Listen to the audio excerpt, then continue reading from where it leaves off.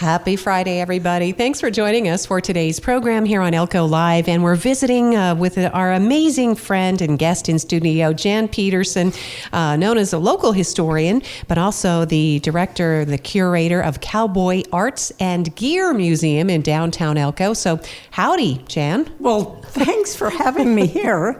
I'm not here for Cowboy Arts and Gear, but we're doing well down there, and we've still got a great assortment of books that we've got. We were gifted from Wally Cushane over in Eureka his Nevada collection of books, and we were given permission to sell them. So we've been selling books, and if you know anybody that loves Nevada books, they're all priced and available for resale, and Wally would love to have his collection shared with other Nevada book geeks. That is awesome. And that, of course, Cowboy Arts and Gear right there on Commercial Street downtown in this historic Garcia building. In the historic Garcia workshop. Yes. So, and we've got some great new Victoria Jackson calendars that just came in.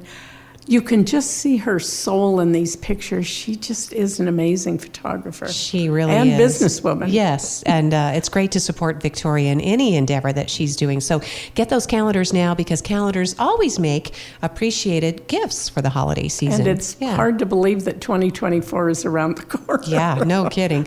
In fact, we're here because Jan is talking about Downtown Business Association, ever popular event known as the DBA, the annual Ghost Tours.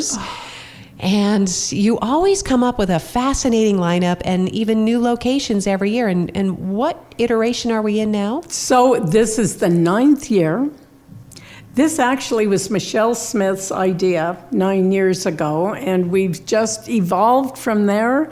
We've taken some, we call them really good murders, old-time murders. It's not something that people have connections to from even 30, 40 years ago. These are murders that happened mostly in the 1800s up to like World War I. And last year we only had 2 murders and 2 interesting characters from our local community. And some of our longtime attendees said, you don't have enough murders. So I came up with 4 murders this year. And there's 14,000 people in the Elko Cemetery alone. So there's just wonderful stories.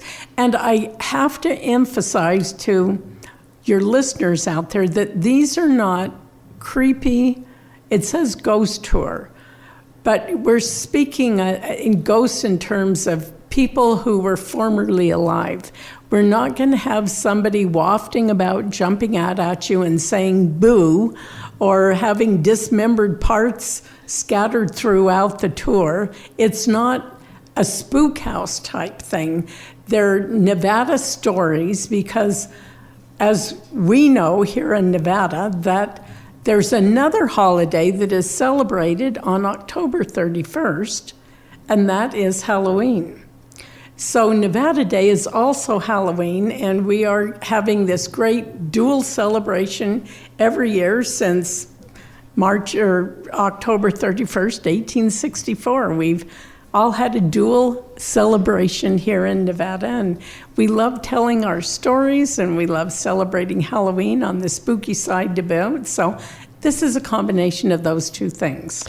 People do love their spooky season, as you mentioned. There's another great downtown contribution to the effort. That's the Haunted Hotel at the Commercial. And take advantage of everything that Jan said, that, if you do want dismembered body parts and people jumping out and saying boo, and they have different floors and levels of excitement and entertainment for people of all ages. So do support them. They're a great downtown business association member as well, I understand. They are, so, and yes. they're great fun members. Yeah. And we have a new venue. Well, let me back up because I can get sidetracked here.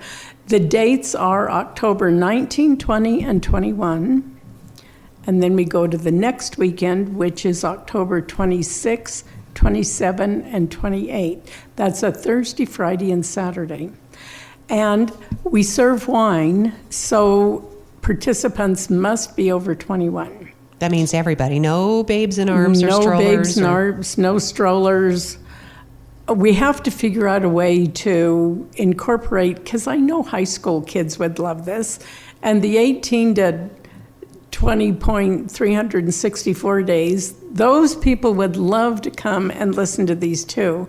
So by next year, I'll have something figured out for that. Of course you will, Jan. That's so cool to figure out. Yeah, maybe a special night for the teens, Yeah, the tweens, yeah, or whatever you the call them. tweens, or whatever you call them now. So, and these dates, again, perfectly complement Great Basin College production of Macbeth, which I've been fortunate to drop in on some rehearsals, Jan. It's an amazing production. I And mean, there's stuff yeah, going there. Yes. The high school kids at Elko High School are doing a Poe-type production during October. So, yeah, it's the spooky month of stories. But it all fits in. And so we want to talk about, like Poe and Pints, which their closing weekend, I believe, is this coming weekend. Yeah. They sold out within a couple of hours. You also often sell out the ghost tours despite all these multiple In fact, nights. the October 21st is already sold out. Okay, so that's this coming And so- next Saturday. Yeah. It's 6 to 8 p.m., so it gives you plenty of time to, after 8 o'clock, go and partake in other endeavors in the community. The tickets are $40. Purchase the tickets online at www.elkodowntown.org. And that's the only way, we've gone new age on that, to get the tickets. Right, so reserve your tickets. Again, they come with some light hors d'oeuvres and complimentary wine for those over 21, and you get your glass, or at least you have in the past. You'll get a glass, a souvenir glass, and we will have 4 characters and 3 stops. We'll start at Livingstone's, and that will be Sharon Owen telling the story of her husband's demise, George Washington Martis, up near Island Mountain near Gold Creek in northern Elko County, kind of east of Wild Horse there, in 1880. And then we will move to, and so it's sort of a wine walk format. Then we will go to the stage door, and Sandy Beeler will be telling us the story from an eyewitness viewpoint of a murder that happened in Bullion, Nevada, which logically is the end of Bullion Road. In 1887, she's going to tell us all the drama that happened there. Then we will mosey on over from the stage door, across the street, almost literally, to the Stockmans in the showroom there. And James Glennon will tell the story of Elko County Sheriff Sidney Sheldon, who was the first lawman, unfortunately, to be killed in the line of duty in Elko County in August of 1869, a long time ago. And then we'll have a short intermission, and then we will hear the story of the best name in the whole world for a criminal, a guy his legal name was Dick Darling, but he was known as Rattlesnake Dick. So you can tell he was a rather sordid, creepy, murderous, robber, ne'er-do-well guy. And Scott Glennon will tell this story one weekend, and Derek Burwell, who apparently can't get enough action in, he's also the Poe and Pints director and writer, Derek will be presenting the other weekend. So it's a great cast, and I call the presenters because these are people who are portraying their characters in a first person, sort of a Chautauqua type presentation. And I'm the lucky one. I get to find these dead people, these good murders, and I get to do the research, and then I hand it over to them, and they figure out how to tell this story in 12 to 15 minutes. And we just have a lot of fun telling these stories, and they're accurate. They're not made up or inflated in some wild tangent type thing. These are actual people, places, and events that happened.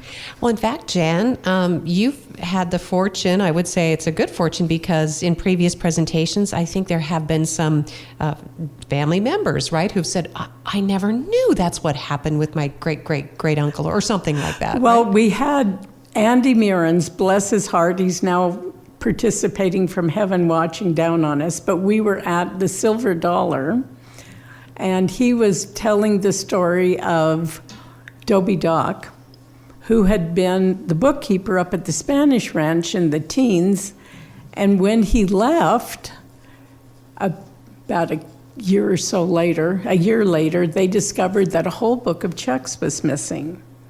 And Dobie was always saying, well, it's a damn poor bookkeeper that can't keep 2 sets of books. And Arlene Ratliff, who had inherited the job from her dad, so there was like 75 years of Evans family bookkeeping at the Spanish Ranch. Then Andy, or Dobie, started grilling poor Arlene about, how do you keep 2 sets of books too? She turned all red and got all flustered and said no, 1 set of books was just enough to keep.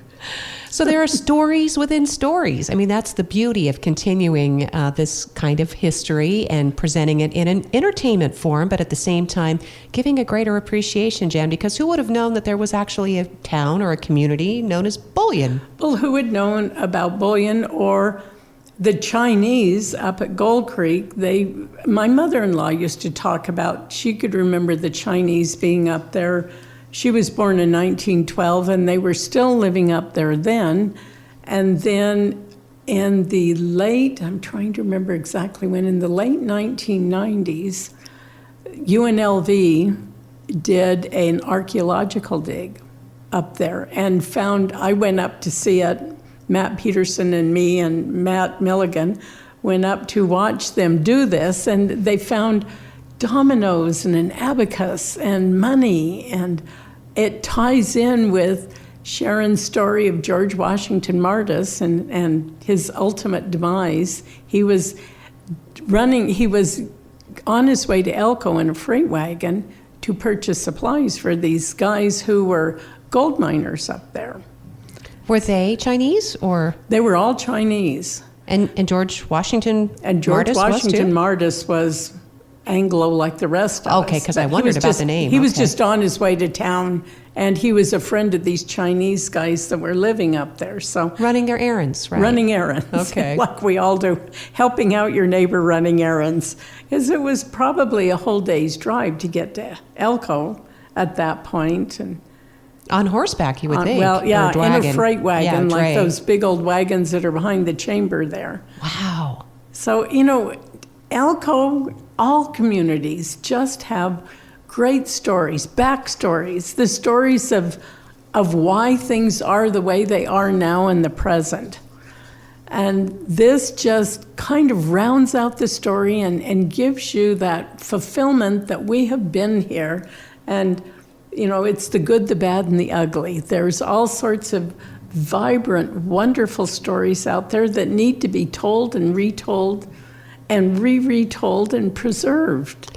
Well, and this is evidence that, these are tangible stories. They're literally with locations and some artifacts. They're not paved over. So that makes us fortunate in our community that we have some obvious signs of living history and some of the buildings, some of the places, some of the families that still exist. It's great to have California Trail Interpretive Center, but that's the story of, the people who crossed and left. Not everybody certainly stayed. We may have maybe a handful of people who stayed. When the pioneers were coming through, the 49ers in 1849 and through the time, even after the time the railroad was completed in 1869, 30 years later,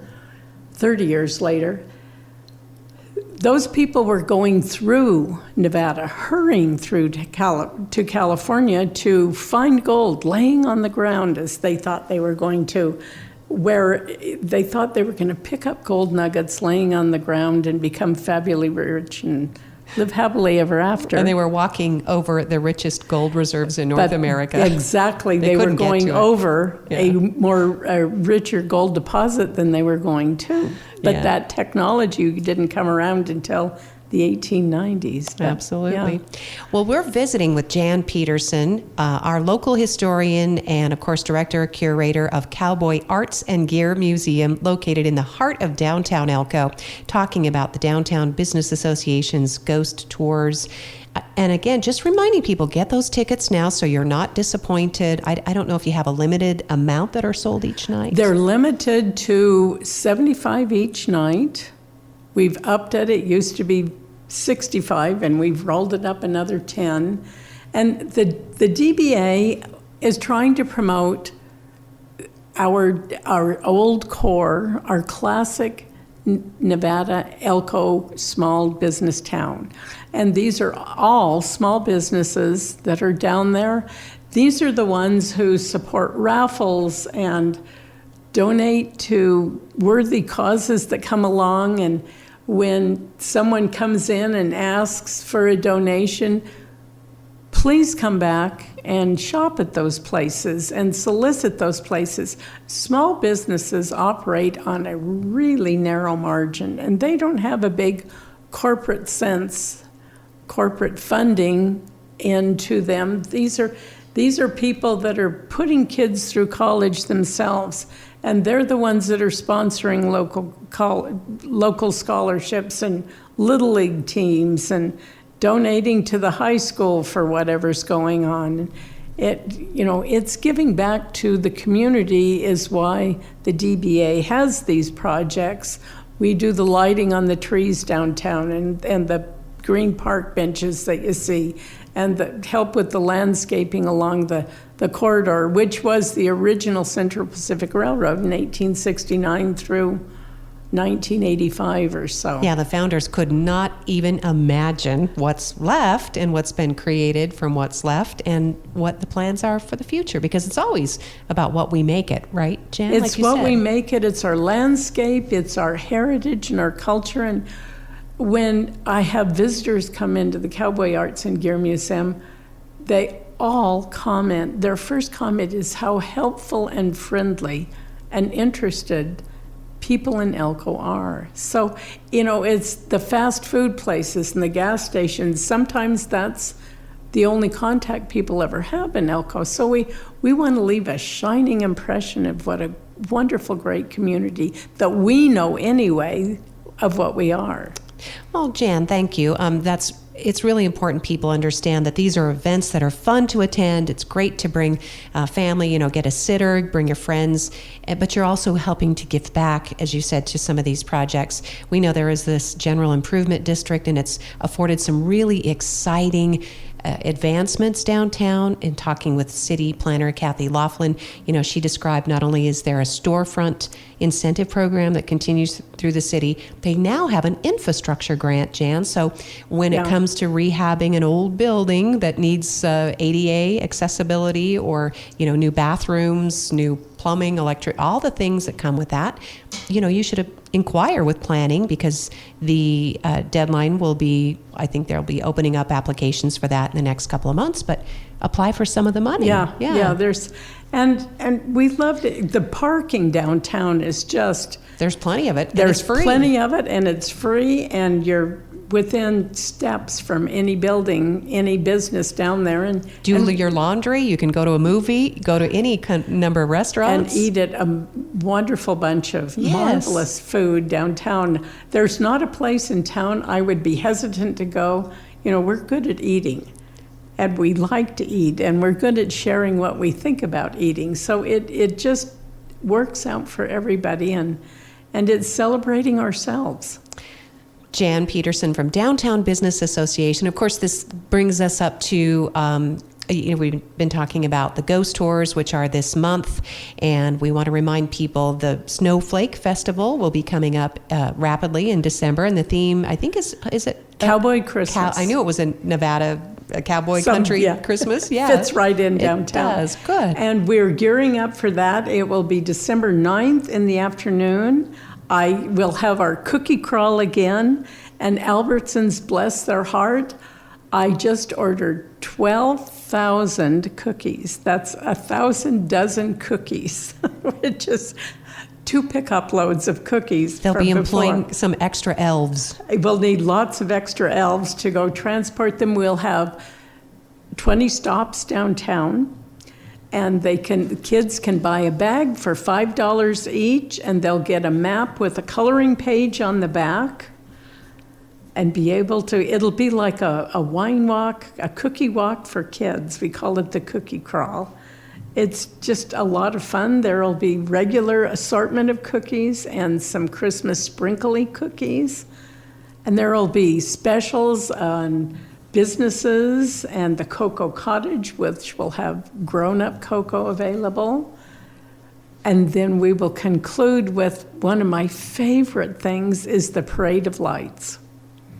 And I just marvel at all they managed to decorate and, put all the sparkly stuff on them, and it just turns out so well, and we'll just have to hope for good weather. We've had some spitting snow on other years, and we're tough here in Elko. That's right. We manage. We don't mind a little snow, a little cold. Put on some mittens and come down anyway. Put your long johns on and come out. So December 9th, that's the date to put on your calendars for the Snowflake Festival, which includes the big parade, the cookie crawl, a chance to visit all your favorite local businesses and food trucks. Yeah, food trucks will be set up too. They're an important part of the local community. And very small business. Yes, and they also help to drive the local economy, which, we could do a whole separate episode on that, just because they don't really compete with restaurants, Jan, and the fact that they actually support dining. Restaurants. And it's a great enhancement. It is. Provides a little extra variety now than then. Mm-hmm. Yeah, exactly. It's all about having some choices. We're lucky, other than the fast food places, which every place has, we do not have franchise restaurants. We have a few, but they're kind of on the... Oh, you mean in downtown? You're right. Well, exactly. Other than like Pizza Barn, the pizza places, we don't have... Like Pizza Hut, or we're talking about those, right on the outs, but there's not in the downtown. rumors of some coming, but there's been rumors for years. Right. I'll just let them be rumors still until we actually see the grand opening sign. I think that that's something that does make Elko unique, as you mentioned in this interview, how friendly and helpful that there's a stake in it, and a lot of these local, small, family-owned, or, certainly their local endeavors, these businesses, it's their investment, it's their way of giving back. And that is the whole theme of Snowflake Festival, is giving back to the community, saying thank you to the residents of shopping local and participating in local things. So we will have kids choirs singing, and the folkloric dancers and other groups like that dancing. The dance studios will come and do their thing. So there's something for everybody that wants to come down. There's lots of food to eat, and the cookie crawl, you can have a burger and fill up on cookies. Thanks, Jan, for reminding us of all the wonderful events and activities that are supported by the Downtown Business Association and all those local merchants here. You've got an Everything Elko magazine in front of you, and they're a wonderful partner. And that is another small business. It absolutely is a great small business, and it's nice to have something in this world of, social media. It's nice to have something tangible, like a magazine with beautiful photos and local stories, and it also tells a tale, and you can take that with you in the bathtub and not worry that you're going to drop it down the sink and destroy it. So I like those. I like books. I'm a book person too. I'm a real book geek. Yeah, well, obviously you're You've selling seen them. my books. Yes, so get those tickets for Ghost Tours, $40 each for the event that opens the 19th through the 21st. 21st is sold out, but then you've got the following weekend, the 26th, 27th, 28th, which is officially Nevada Day weekend. The Nevada Day Parade is downtown Elko on Friday, the 27th. So I'm looking forward to that. Get tickets at And Elko. there's no school. Well, there's no school that day anyway. Yeah, so. no school. Guess what? No school. Joke's on us. No Yeah. school on Fridays. ElkoDowntown.org is the website to get those tickets. So get ready to purchase those. And we've got, as I said, we've got Sharon Owen telling the story of George Washington, Mrs. Martis and her husband's demise. Sandy Beeler's going to tell the story of a great murder in 1887, I think, in Bullion. And she was an eyewitness to it. My goodness. That'll be a great telling of that tale. I Sandy's, guarantee. yeah, Yes. she's really she's good. She's very talented. And this is her premiere into Ghost tours. Yes. Very cool. Then James Glennon will be telling the story of Sidney Sheldon, who was killed. It's still an unsolved mystery in Toano, which is on the highway. Well, it was on the Central Pacific Railroad, but it was on the way to Montello, so sort of north of Oasis there. Oh, they never solved his murder. they And he was never a sheriff? solved he was a deputy sheriff. Oh, that's too bad. And then Rattlesnake Dick, Darling Dick. created mayhem from 1864 till his final demise in Hawthorne in, I think, 1887. He was killed too. He had 40 years of terror that he was apparently- serving a prison sentence in Carson City for robbery and had a disagreement with another prisoner, killed the prisoner, and he was serving a 10-year sentence. At the end of the 10 years, he was released. Oh, boy. That's the way they used to do it. So. But justice was swift in those days. When a murder took place or a robbery, there was an indictment issued within a week, and there was a trial within maybe 2 weeks to 2 months. The whole event took place in a matter of months. Justice was swift. Everything took place. I don't think they had a public defender's office, is what you're saying. They probably did. Never thought of that. I don't think there was a public defender's office. But even then, sometimes those murder cases were appealed and went to the Supreme Court. Mm-hmm. And that's another part of great Elko history that you'll get to research, my friend, and bring to life, literally, with the Downtown Business Association Ghost Tour. So again, thanks to the people who dream this stuff up and the people who pursue it and who act it out. It takes a lot of time and personal effort to make this come to life, It Jan. does, So thank and you. it's a labor of love. We all love doing this, working with our community, supporting downtown businesses, shop local. With that in mind, we've got a few more minutes. We want to just remind everybody about Cowboy Arts and Gear Museum, a terrific collaborator with Western Folklife Center, returning to full-blown cowboy poetry with Callie Greenhaw, who is the event gathering manager this year. And Elko native. Yeah, she's local, and we're all excited. And she has her own ghost stories about the Pioneer Hotel. And that she has an office. Have you been visiting with Callie? That's one of the few times I've ever truly experienced a ghost was at the Pioneer. It was in January. It was Meg Glazier and Lucy Tamara and I were talking about ghosts because Teddy Bear she works late at night. Sometimes she's the ticket lady, and creepy things happen. And all of a sudden, we heard human footsteps. We were on the second floor near the penthouse, which is a loose term. Heard these human footsteps walking on the Celotex drop ceiling. And we just kind of got wide eyes and looked at each other and never discussed ghosts again. Wow. It was really creepy. Yeah. Just to remind you who's the boss, apparently, at the Pioneer Hotel. I'm still here type thing. So that's its own cool history. I mean, home of the two-headed calf and... Yeah, which is still there. Well, it got reloaned. It was in Waddy Mitchell's living room for, I think, a couple of years. And, it's probably 70 years old if it's a day. And it's not a really good taxidermy job anyway. But, we can all remember, those of us who grew up in Elko, sneaking into the Pioneer Bar, which at that point was not in the middle of that building, was on the 5th Street side where the gift shop is now. And I can remember making Waddy's sister come with me, and we went and looked at the two-headed calf. Elko's had a thing for taxidermied animals for some time. We've got White King, and we had a big brown bear. The Stockmans had a brown bear. The brown bear, before he burned. yeah, and it burned in 1956 when the Stockmans burned.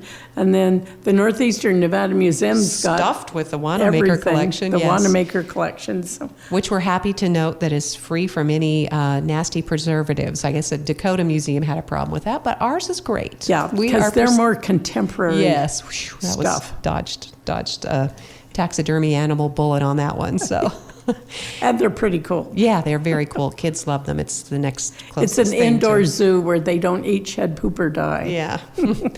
So we have our own quirky things here in Elko, but come back and tell ghost stories anytime. Well, I'll come back and tell ghost stories, and come get your tickets online for the ghost tour. It's the last 2 weekends in October. The tickets are $40. That gets you a couple sips of wine at different spots and some good snacks that are supplied by Drees and the Stockmans. Thank heaven, they're just wonderful partners and DBA members.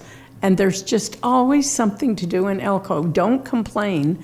There's nothing to do in Elko, because usually you have to pick and choose what you're going to go do in Elko. That's right. Just a quick plug before I sign off. Williams and Reed tonight, Elko Convention Center. Any remaining tickets are going to be at the door, and I guess those guys are super excited to be here. So They're fabulous. They're funny. Yes. They're local stories. They poke fun at everybody. Just no one is exempt. Don't go sensitive, because this is not an event for sensitive people. Let's just say they're honest. And they're and direct. We could use a few. Yeah. Their humor on the go, for sure. So, Williams and Reed, brought to you by Stone Productions, Elko Convention Center tonight. So hopefully there'll be a huge crowd on hand for that one as well. Yeah. All right. Happy October 13th. Yes. Happy Friday the 13th, everyone. Thank you, listeners, for joining us today. And thank you so much to our wonderful guest in studio, our local historian, Cowboy Arts and Gear Museum Director and Curator, and, of course, Downtown Business Association member, Jan Petersen. Thanks again, Jan. Thanks.